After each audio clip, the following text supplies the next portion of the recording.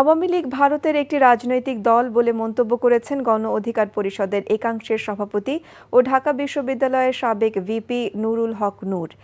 বাংলাদেশ নিয়ে ভারতকে নাক না গলাতে হুঁশিয়ারি দেন তিনি। দুপুরে পঞ্চগড়ে গণসমাবেশে তিনি কথা বলেন। আওয়ামী লীগ ভারতের একটা এক্সটেনশন, গোলামি করার রাজনৈতিক দল।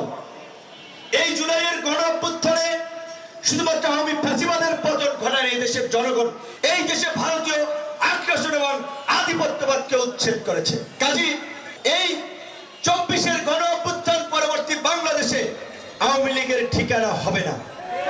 আওয়ামী লীগ এদেশে আর রাজনীতি করতে পারবে না। বান্ডেল থাকলে প্রতি সেনমানিতে টাকা বাঁচবে।